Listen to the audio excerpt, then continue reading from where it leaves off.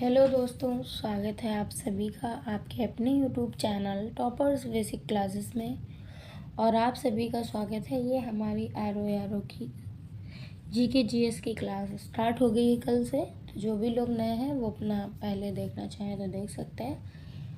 बाकी तो ये हमारा आर का जीके का यानी कि सामान्य अध्ययन का क्लास है। ठीक है, तो उसी को स्टार्ट करने से पहले जो भी लोग चैनल में नए आए हैं चैनल को फटाफट से सब्सक्राइब कर दें। और ऑलरेडी हिंदी का पहले से चल रहा है, ठीक है। और अपने नोटिफिकेशन को ज़रूर ऑन कर लीजिए ताकि जो भी आने वाला वीडियो होगा वो आपको टाइम टू टाइम प्रोवाइड होता रहेगा, ठीक है।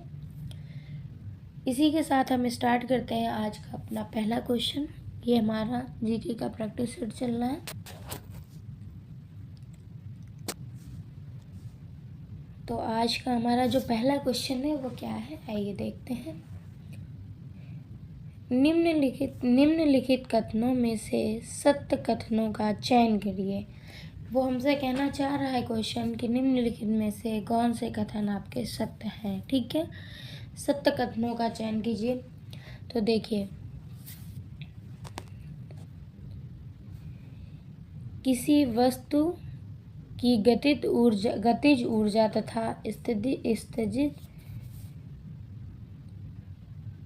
स्थितिज ऊर्जा का योग उसकी कुल यांत्रिक ऊर्जा होती है। तो जी हाँ, ये आपका होती है, ठीक है। मतलब ये जो हमारा विकल्प है वो बिल्कुल सही है। सेकंड है हमारा, किसी स्वतंत्र रूप से गिरते पिंड के किसी बिंदु पर स्थितिज ऊर्जा में जितनी कमी होती है गतिज ऊर्जा में उतनी ही वृद्धि होती है। तो ये भी सही है। तो इस हिसाब से जो हमारा विकल्प है वो बिल्कुल सही, सी आपका बिल्कुल राइट हो जाएगा, ठीक है। तो इसी के साथ अब हम बढ़ेंगे अपने नेक्स्ट क्वेश्चन की ओर। तो नेक्स्ट क्वेश्चन भी हमारा कथन और कारण से रिलेटेड है। क्वेश्चन है हमारा, पहले हमारे कथन दिया है, ठीक है। ध्वनि एक यांत्रिक तरंग है। ध्वनि एक आंतरिक तरंग है, यांत्रिक। उसका कारण जो हमें आर में दिया है, तो इसे संचारण के लिए माध्यम की आवश्यकता नहीं होती है। तो ये क्या है? ध्वनि एक यांत्रिक तरंग है, जी हाँ बिल्कुल है। लेकिन जो हमारा ए है वो बिल्कुल सही, क्योंकि ये एक यांत्रिक तरंग है। लेकिन जो इसका कारण दिया है, ये संचारण के लिए माध्यम की आवश्यकता नहीं होती है, तो यही आपका गलत है। तो ए सी में जो हमारा दिया है, ए आपका सही है परंतु आर गलत है, ठीक है। ऑप्शन भी हमारे यहाँ पर सी बिल्कुल राइट हो जाएगा, ठीक है। इन्होंने कहा है कि नहीं होती, लेकिन होती है, ठीक है। इसे संचारण के लिए माध्यम की आवश्यकता होती है, इसलिए आपका ये गलत है, ठीक है। इसी के साथ अब हम बढ़ते हैं अपने नेक्स्ट क्वेश्चन की ओर। और जो भी लोग हैं फटाफट से लाइक कर दें। तो क्वेश्चन क्या है हमारा, धातु और अधातुओं के विषय में दिए गए कथनों में से सत्य कथनों का चयन करें। धातु और धातु के बीच के जो आपके कथन है उनमें से आपको सही कथन का चुनाव करना है, एक तरह से, ठीक है, चुनना है आपको। तो आइए देखते हैं। धातुओं में चमक होती है जबकि अधातुओं में नहीं होती है। तो जी हाँ, ये बिल्कुल आपका राइट है, ठीक है। फिर हमारा जो नेक्स्ट है, धातु ऊष्मा और विद्युत के सुचालक होते हैं जबकि अधातु नहीं होते हैं। ये बिल्कुल सही है। धातु आघात वर्धनीय और तन्य होते हैं जबकि अधातु नहीं होते। तो ये तीनों हमारे सही हैं। ऑप्शन आपका डी यहाँ पर बिल्कुल राइट हो जाएगा, ठीक है। जो हमारे तीनों विकल्प हैं वो बिल्कुल सत्य हैं, क्योंकि सत्य का ही चुनाव हमें यहाँ पे करना था। इसी के साथ अब हम अपने बढ़ते हैं नेक्स्ट क्वेश्चन की ओर। तो जो हमारा नेक्स्ट क्वेश्चन है वो ये रहा, निम्नलिखित कथनों में से सत्य कथन का चयन करें। वो भी आपसे सत्य कथन पूछ रहा है, ठीक है। तो सत्य हमारा कथन क्या है, पेट्रोल तथा, एक सेकेंड इसको इरेज करती हूँ। पेट्रोल तथा डीजल जैसे ईंधनों के पूर्ण दहन से कार्बन मोनोऑक्साइड गैस उत्पन्न होती है। जो सेकंड नंबर का है, कार्बन मोनोडाइऑक्साइड एक विषैली गैस है। कार्बन मोनोऑक्साइड रुधिर में ऑक्सीजन वाहक क्षमता को घटा देते हैं। अब हम देखेंगे कि कौन सा हमारा सही है। तो इसमें क्या है हमारा, कार्बन मोनोऑक्साइड एक आपकी विषैली गैस है। तो जी हाँ, वो आपकी एक विषैली गैस है। कार्बन मोनोऑक्साइड रुधिर में ऑक्सीजन वाहक क्षमता को घटा देती है। तो जी हाँ। अब हम देखेंगे कौन से हमारे सही हैं, मतलब कि कौन सा विकल्प हमारा यहाँ पर बिल्कुल राइट हो जाएगा। ये उनके कुट दिए हैं, यानी कि विकल्प दिए हुए हैं। तो हमने क्या पढ़ा था वहाँ पे, 2 और 3 हमारे बिल्कुल सही थे। तो ऑप्शन भी आपका यहाँ पर बिल्कुल राइट हो जाएगा। इसी के साथ हम बढ़ते हैं अपने नेक्स्ट क्वेश्चन की ओर।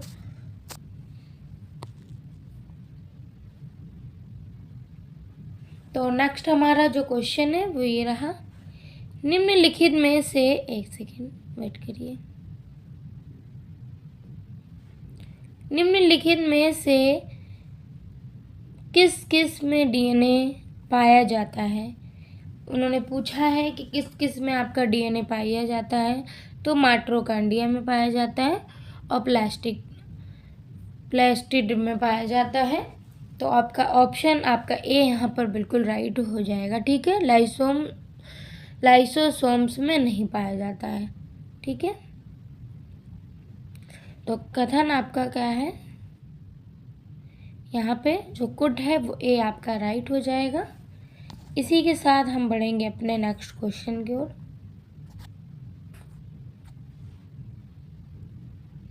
तो नेक्स्ट हमारा जो क्वेश्चन है वो ये क्या है, फोटोग्राफी में स्थायीकरण के रूप में प्रयुक्त होने वाला रसायन क्या है। फोटोकॉपी जो होती है आपकी, तो उसमें जो स्थायीकरण फिक्सर के रूप में होता है, ये किस रूप में होता है। तो इसका उपयोग आपका जैसे कि चांदी और सोने के रूप में निष्कर्षण के रूप में होता है। किसके रूप में, निष्कर्षण के रूप में होता है। तो इसमें क्या है, सोडियम थायोसल्फेट होता है। ठीक है, जो आपका सोने चांदी के निष्कर्षण के रूप में होता है। ऑप्शन आपका बी यहाँ पर बिल्कुल राइट हो जाएगा। मैं फिर कहती हूँ, जो भी लोग नए हैं वो चैनल को सब्सक्राइब जरूर कर लें, ताकि जो आने वाला वीडियो होगा वो आपको कंटिन्यू प्राप्त होता रहेगा। दूसरा ये है, ये हमारा एग्ज़ाम तक कंटिन्यू चलेंगी दोनों क्लासें। ठीक है, जीके और हिंदी की। फिर हमारा जो नेक्स्ट क्वेश्चन है वो क्या है, आइए देखते हैं। पृथ्वी का सर्वाधिक बृहद पारिस्थितिक तंत्र निम्नलिखित में से कौन है। तो कौन है निम्नलिखित में से, इनमें से, तो ये हमारा जैव मंडल है। कौन है, जैव मंडल है। ऑप्शन भी आपका यहाँ पर डी बिल्कुल राइट हो जाएगा। ठीक है,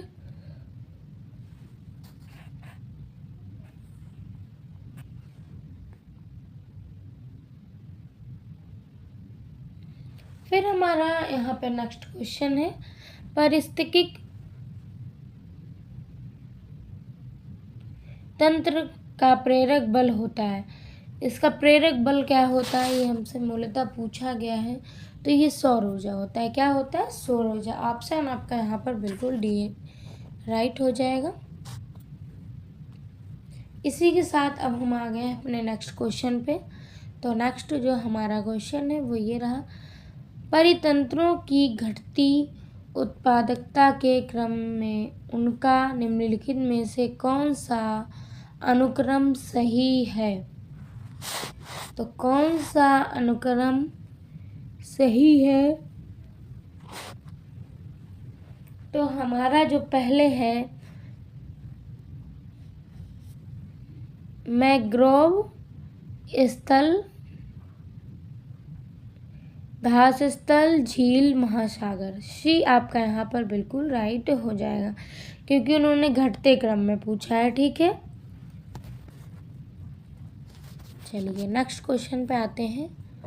तो नेक्स्ट हमारा क्वेश्चन भी कुछ इस टाइप का है। निम्नलिखित घटनाओं को उनके प्रारंभ कालानुक्रम में व्यवस्थित करें और नीचे कुटों में सही उत्तर चुनिए। ये उन्होंने पूछा है हमसे। ठीक है, तो पहले आपका क्या हुआ, वन संरक्षण अधिनियम। सेकंड आपका क्या हुआ, उन्होंने बोला है, तो सेकंड पे आपके प्रोजेक्ट टाइगर हुआ था। ठीक है, फिर थर्ड पे हमारा क्या था, प्रोजेक्ट हाथी हुआ था, फिर टाइगर रिजर्व हुआ था। अगर इनके सन की बात करें तो वन संरक्षण अधिनियम आपका 1972 में आया था। ठीक है, यानी कि ये घटनाएं उन्होंने पूछा है। और प्रोजेक्ट जो टाइगर सेकंड नंबर पे था, तो ये 1972 और 1973, मैंने शायद 1873 बोल दिया। ठीक है, हाथी आपका 1992 में, और ये आपका 2002 में टाइगर, प्रोजेक्ट टाइगर। तो आइए मिलान करते हैं कि पहले कौन सा। देखिए, पहले हमारा नंबर का आया, फिर थर्ड नंबर का आया, तो ऑप्शन आपका बी यहाँ पर बिल्कुल मैच कर रहा है। जिन्होंने नहीं मैच किया तो अपना जाके बैक करके मैच कर सकते हैं। ठीक है, चलिए नेक्स्ट क्वेश्चन पे आते हैं। तो नेक्स्ट हमारा क्वेश्चन है, जब सरकार भारतीय रिजर्व बैंक से ऋण लेती है तब क्या होता है। ये वो पूछना चाह रहे हैं। जब सरकार आरबीआई रिजर्व बैंक से ऋण लेती है तब मुद्रा की पूर्ति बढ़ती है। ऑप्शन आपका बी यहाँ पर बिल्कुल राइट हो जाएगा। ठीक है, फिर हमारा जो नेक्स्ट क्वेश्चन है वो ये रहा, केंद्रीय सरकार निम्न तारीखों द्वारा घटे का विधान करती है। तो क्या कैसे करती है, तो ये आपका उपयुक्त सभी से करती है, क्योंकि जनता व विदेशी सरकारों से ऋण, भारतीय रिजर्व बैंक से नगद शेष निकासी, रिजर्व बैंक की से ऋण। ठीक है, तो ये सारे काम करती है आपके। तो ऑप्शन आपका डी भी यहाँ पर बिल्कुल राइट हो जाएगा।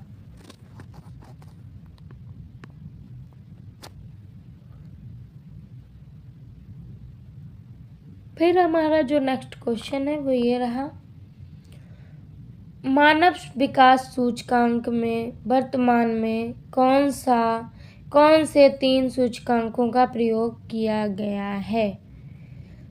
ठीक है, तो उन्होंने पूछा है, तो ये आपका प्रति व्यक्ति वास्तविक सकल घरेलू उत्पाद सूचकांक का प्रयोग किया गया है।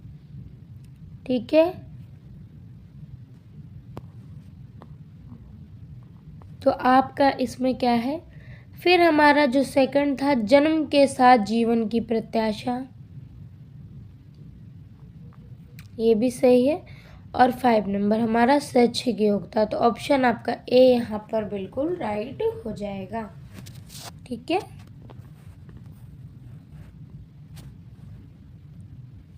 फिर हमारा आइए अपने नेक्स्ट क्वेश्चन पे आते हैं। नेक्स्ट जो हमारा क्वेश्चन है, सामान्य रूप से भारत में प्रति 5 वर्ष बाद वित्त आयोग की नियुक्ति की जाती है। तो वित्त आयोग की जो नियुक्ति है ये आपकी केंद्रीय अनुदान और संघ के राज्यसभा में राज्यों का अधिकांश निर्धारित करने के लिए की जाती है। ऑप्शन आपका डी यहाँ पर बिल्कुल राइट हो जाएगा। ठीक है, चलिए नेक्स्ट क्वेश्चन पे आते हैं। तो नेक्स्ट हमारा जो क्वेश्चन है वो ये रहा, उत्तर प्रदेश में विधानसभा के प्रथम अध्यक्ष कौन थे। उत्तर प्रदेश में विधानसभा के जो प्रथम अध्यक्ष थे वो आपके पीडी टंडन थे। ठीक है, ऑप्शन भी आपका यहाँ पर ए बिल्कुल राइट हो जाएगा।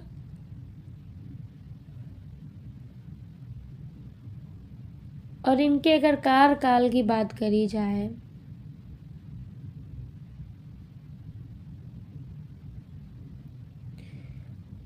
ठीक है, पीडी टंडन यानी कि पुरुषोत्तम दास टंडन, ठीक है।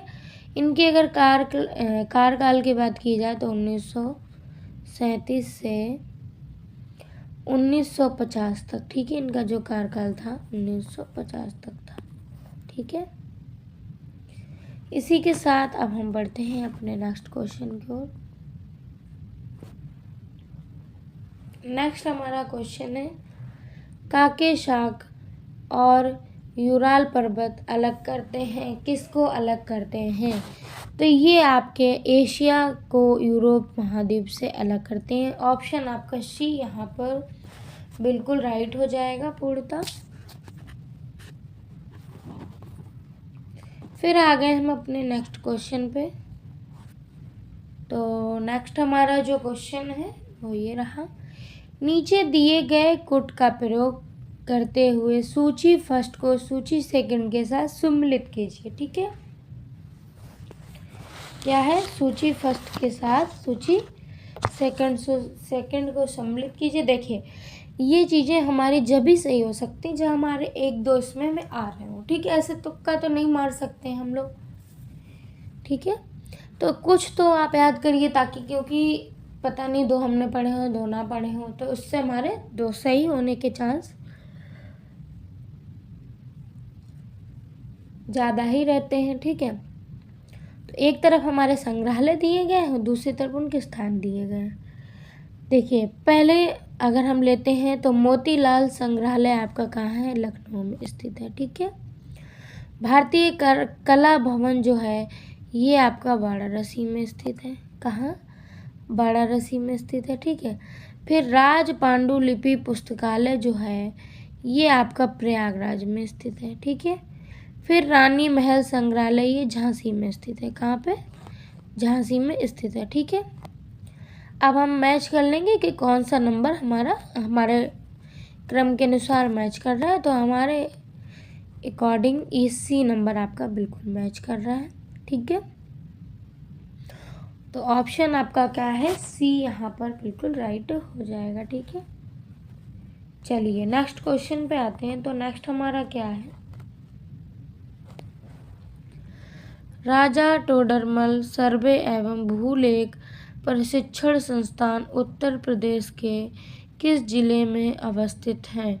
तो ये किस जिले में? ये उत्तर प्रदेश के आपके हरदोई में स्थित है, हरदोई जिले में। ऑप्शन आपका डी यहाँ पर बिल्कुल राइट हो जाएगा, ठीक है। हरदोई जिले में ये अवस्थित है।